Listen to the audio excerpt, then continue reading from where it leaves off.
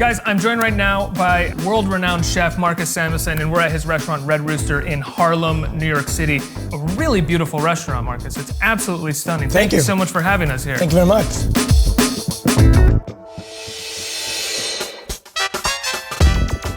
This weekend is the Harlem Eat Up, which you started, right? Very excited about this. Me and my partner, Herb Carlos, we started Harlem Eat Up. From May 19th to May 22nd, we have some of the best chefs in the world partnering with some of the best chefs in Harlem. Emeril Lagasse, Bobby Flay, Daniel Boulou, Aaron Sanchez, Alex Conicello is going to come into our community and cook. The restaurant industry is vibrant in Harlem. Since we started Harlem Eat Up, over 35 restaurants have opened, which create all jobs in Harlem that you can't outsource. How did Harlem start for you? I had a restaurant in the town. I just felt like, you know what? How about opening a neighborhood restaurant? And I was really inspired what happened out in Brooklyn with, Marlowe and Sons and the diner, for everyone, but really in and of that community. So I said, I can do that in the other part of town. This community is incredible. You walk in land where, James Baldwin worked, where Jacob Lawrence painted, where you see the Apollo.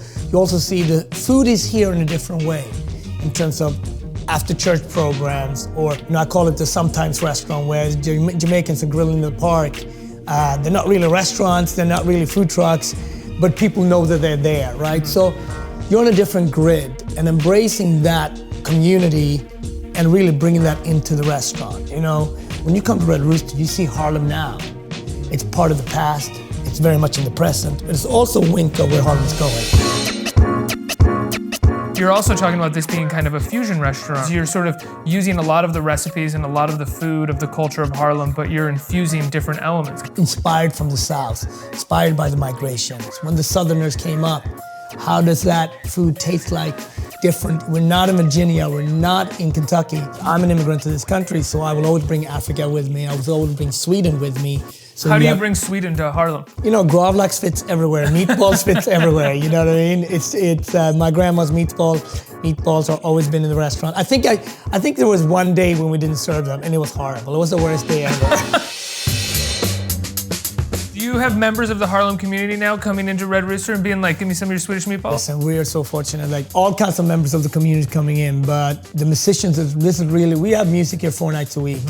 Which means that the musician, the local gospel band or the jazz band. Our restaurant is built on the community, which really has art and music as a core staple of that. Of course, we have great food and hospitality, but we wouldn't be the same without the musicians.